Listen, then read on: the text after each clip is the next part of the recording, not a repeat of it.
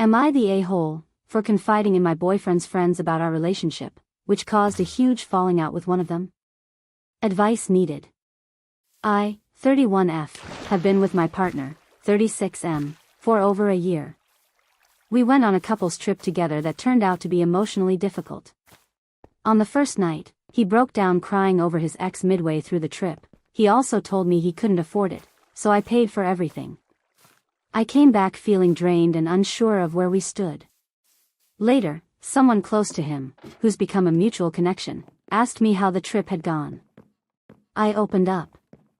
I told her I felt insecure, like maybe he wasn't fully over his past.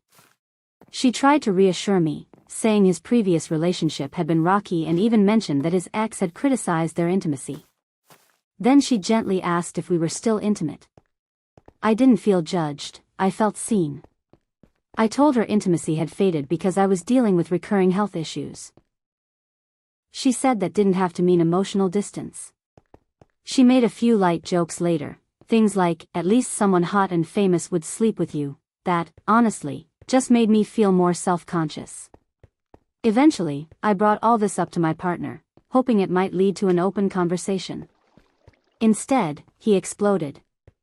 He said I'd betrayed him by talking about our private life, that she had overstepped, and that I violated his trust. He cut off all contact with her and began pulling away from people close to her too. At the time, he said he might speak to her once he calmed down. So when she later told me, I don't think he'll ever talk to me again, I reassured her that he probably just needed more time.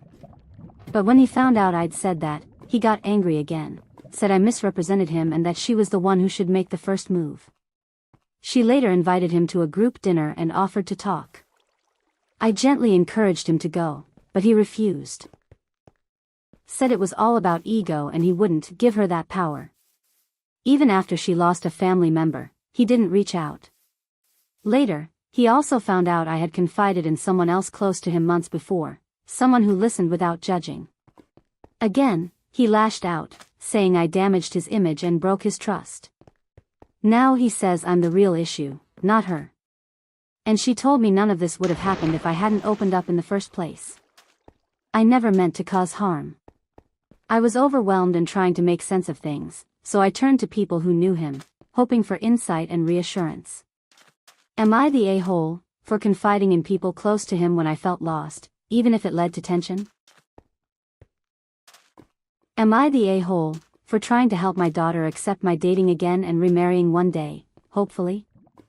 I, 36M, have a 10-year-old daughter Thea. My late wife, who was Thea's mom, died 5 years ago from cancer. Thea was 5 at the time. After my late wife died, Thea and I both went to grief counseling and we did some family counseling together as well. I focused on being the best dad to her, but after 2 years I started to feel like I wanted to try dating again. I didn't bring any of the dates around Thea and I still devoted plenty of time to her. But one weekend a month, sometimes even less, Thea had a grandparent or aunt sleepover and I dated some women. I had talked to Thea about it after I realized I wanted to find a serious relationship. I didn't want to blindside her by it all. She seemed really sad about it and I tried to find out why exactly. I wasn't expecting her to be excited by the idea because I know she will always miss and love her mom and a lot of kids struggle. But she seemed extra sad. But she couldn't tell me why exactly or didn't want to. I'm still not sure of this. Her therapist noticed it too. I tried to just not talk about it around her for a while even after I met my current partner.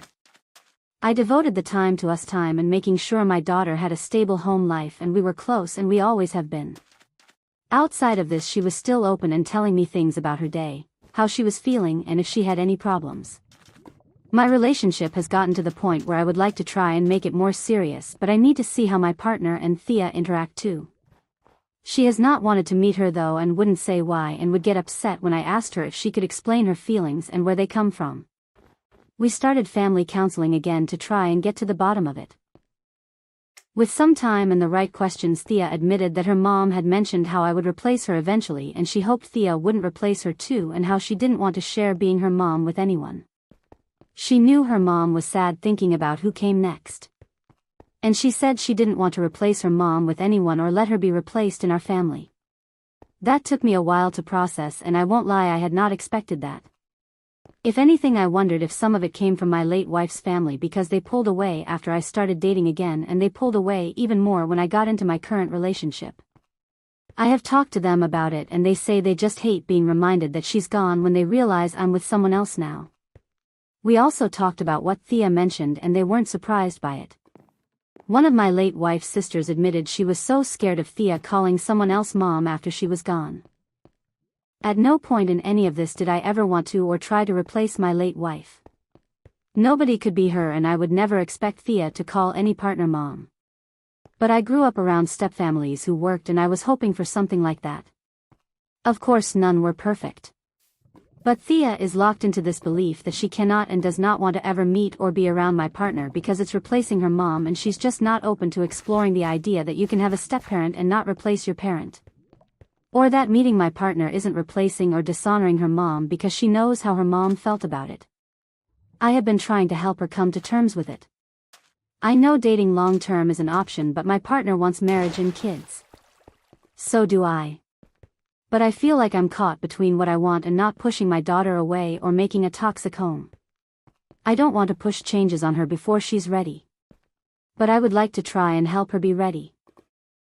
My late wife's family know, and they disapprove of what I'm doing, and they think I need to leave it alone and accept how my daughter feels. I realize they don't want me remarried either, so there's that. But I don't want to lose my daughter to this. Am I the a-hole?